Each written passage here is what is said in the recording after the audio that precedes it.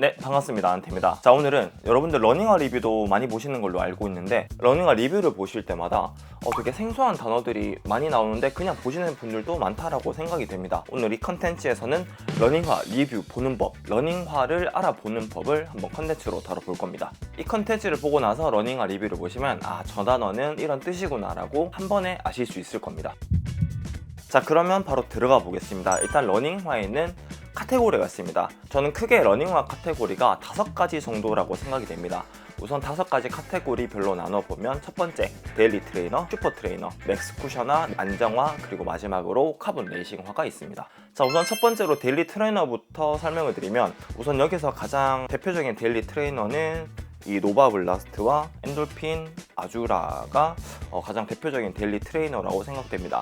이 데일리 트레이너의 특징 같은 경우는 말 그대로 데일리 트레이너, 매일 뛸 수 있는 러닝화, 예를 들면 조깅에 특화된 그런 러닝화라고도 할 수 있겠죠. 이 데일리 트레이너의 가장 큰 특징은 가성비입니다. 가성비와 내구도. 매일 신기 때문에 우선 내구도가 정말 중요하고 그 다음에 상대적으로 저렴한 가격에 살 수 있어야 하는 가성비가 중요합니다. 자, 두 번째 카테고리는 슈퍼 트레이너입니다. 데일리 트레이너와 슈퍼 트레이너의 차이점은 데일리 트레이너는 조금 더 조깅에 특화된 그런 신발이라고 한다면 슈퍼 트레이너 같은 경우는 조금 더 훈련에 적합한, 예를 들면 템포런이나 인터벌 같이 조금 빠른 강도의 스케줄도 소화할 수 있는 그런 카테고리라고 생각하시면 됩니다. 그러니까 구조적인 특징을 보시면 레이싱화의 고성능 폼에 약간 내구성을 결합한 그런 느낌이라고 할 수 있는데 우선 여기서 슈퍼 트레이너를 보시면 여기 보이는 서코니 엔돌핀 스피드가 있죠. 자, 푸마의 DB8 나이트로 4가 있습니다. 이 슈퍼 트레이너의 특징 같은 경우는 훈련에서 정말 좋은 퍼포먼스를 낼 수 있기 위해 카본 레이싱화처럼 플레이트가 들어가 있습니다. 근데 이 플레이트의 종류는 카본이 아닌 유리 섬유나 나일론 이런 것들이 들어가 있는데 이거는 나중에 구조에서 다시 한번 설명을 드리도록 하겠습니다. 그 다음에는 맥스 쿠셔너입니다. 자, 맥스 쿠셔너 같은 경우는 여기에는 푸마의 매그맥스 같은 게 가장 대표적인 맥스 쿠셔너 종류 중에 하나입니다. 맥스 쿠셔너는 말 그대로 맥스 쿠션이 정말 빵빵하다라는 게 이런 워딩에도 느껴지는데요. 극강의 푹신함을 제공해서 뭔가 회복주나 아니면 진짜 가볍게 달리는 거에 좀 특화된 그런 러닝화를 말합니다.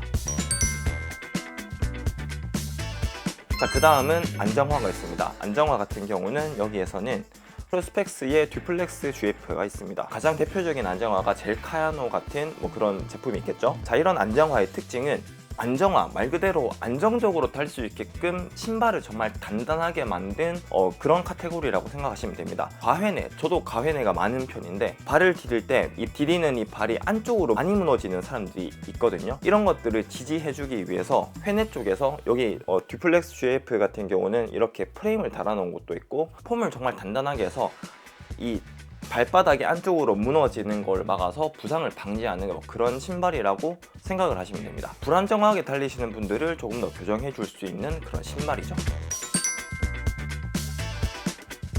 마지막으로는 레이싱화가 있습니다. 레이싱화 같은 경우는 요즘은 카본 플레이트가 들어가는 게 일반적입니다.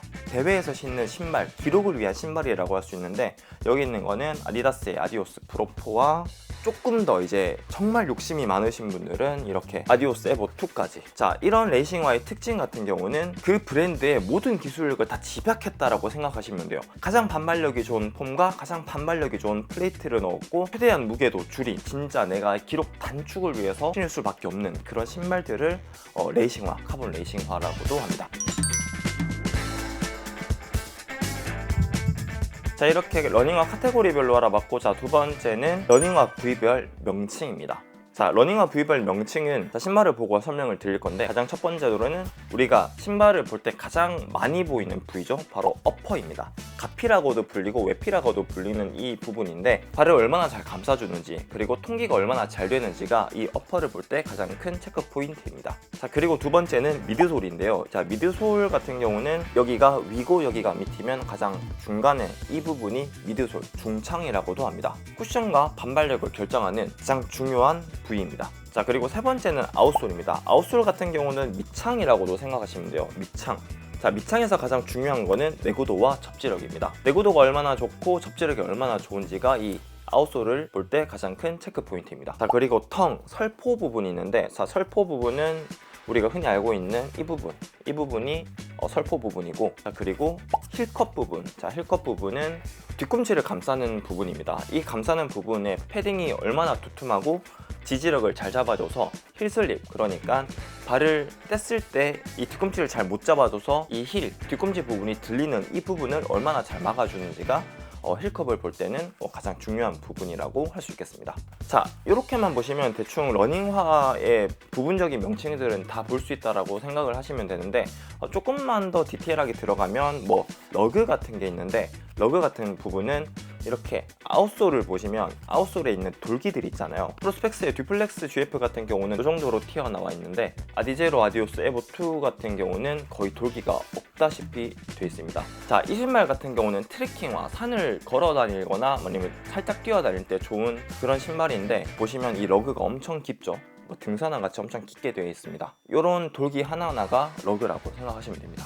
자, 스택 같은 경우는 이 미드솔의 높이를 말하는 건데요. 자, 스택이 높을수록 불안정하고 낮을수록 조금은 더 안정적이겠죠. 경기 규정에는 40mm가 넘어가면 안 된다라고 되어 있습니다. 그 다음에는 힐드롭이 있습니다. 자, 힐드롭, 오프셋이라고도 말하는데, 이 뒤꿈치의 높이와 앞꿈치의 높이의 단차를 말하는 건데요. 예를 들어 뒤꿈치의 높이가 40mm고 앞꿈치의 높이가 32mm면 힐드롭은 8mm가 되겠죠. 자, 이런 힐드롭 같은 경우는 8에서 12mm 같이 뒤꿈치가 더 높은 힐드롭은 힐 스트라이크 주자에게 더 알맞고, 제로 드롭에서 5mm까지 6, 7mm 이 정도까지는 미드풋 주자에게 맞는 힐드롭이라고 말할 수 있겠습니다. 자, 그 다음에는 로커가 있는데, 로커 같은 경우는 이렇게 신발을 보시면 앞에 휘어지는 이 부분 있잖아요. 자, 이 부분을 로커라고 말하는데, 이 로커가 어느 지점에 있느냐에 따라서 발구름이 달라집니다. 로커를 가장 많이 체감한 게 바로 이 에보2인데요. 에보2는 프로4보다 로커가 상당히 공격적으로 되어 있거든요. 지면에 닿을 때 엄청 빨리 발을 지면에서 굴려줘서 여러분들의 발구름을 얼마나 더 자연스럽고 빠르고 경쾌하게 하냐가 이 로커의 지점에서 결정이 됩니다. 자, 이렇게 신발의 해부학까지 알아봤고, 자, 그 다음에는 러닝화 리뷰를 할 때 가장 많이 나오는 주제이기도 하죠. 미드솔 폼의 종류입니다. 자, 첫 번째로는 가장 성능이 좋은 페바폼이 있습니다. 이 페바폼 같은 경우는 반발력이 80에서 90%에 달하는 최첨단 소재라고 생각하시면 됩니다. 자, 두 번째는 에바폼이라고 초임계 발포 폼이라고도 할 수 있는데, 가볍고 내구성이 우수한 게 특징입니다. 근데 요즘 신발 같은 경우는 이런 미드솔의 성질도 물론 중요하지만, 이 미드솔의 밀도를 어떻게 배치하느냐에 따라서 또 이 신발의 기술력이 결정되기도 해서 어떤 폼이 좋다, 어떤 폼이 나쁘다기보다는 이 신발의 전체적인 조화로움을 보는 게 가장 큰 포인트라고도 할 수 있을 것 같습니다. 그리고 또 이중 레이어 미드솔도 많이 나와서 한 가지 성질의 미드솔을 사용하는 것보다 두 가지 성질의 미드솔을 같이 사용해서 이 성질의 미드솔의 단점을 다른 성질이 보완해주는 이런 신발도 정말 많이 나오고 있거든요. 그래서 신발마다 이런 특징을 보는 것도 재미라고 할 수 있겠습니다. 자, 그 다음으로 넘어가서 플레이트가 있죠. 우선 가장 대표적인 카본 플레이트부터 말씀을 드리겠습니다. 자, 카본 플레이트 같은 경우는 가장 딱딱하고 탄성이 강한 성질입니다. 주로 레이싱화에 가장 많이 들어가는 성질이겠죠.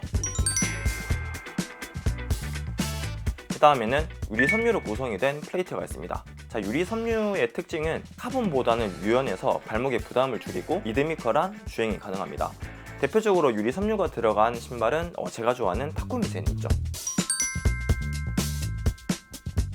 자, 그 다음에는 플레이트 소재로 나일론도 많이 사용을 하는데, 나일론 같은 경우는 유연한 플라스틱 재질로 주로 슈퍼 트레이너에 정말 많이 들어가고 부드러운 반발력을 제공합니다. 자, 여기서 가장 대표적인 나일론 플레이트의 슈퍼 트레이너는 서코니 엔돌핀 스피드가 있겠죠. 자, 오늘 이렇게 러닝화 리뷰 보는 법에 대해서 말씀을 드렸습니다. 제가 이렇게 컨텐츠에서 말씀드린 거 외에도 여러분들이 알고 있는 러닝화 지식이 있으면 댓글로 적어주시면 다른 구독자분들이 이 컨텐츠를 볼 때 조금 더 도움이 될 것 같습니다. 그러면 오늘 이렇게 컨텐츠 마치고 저는 다음에 좋은 컨텐츠로 또 찾아뵙도록 하겠습니다. 안녕.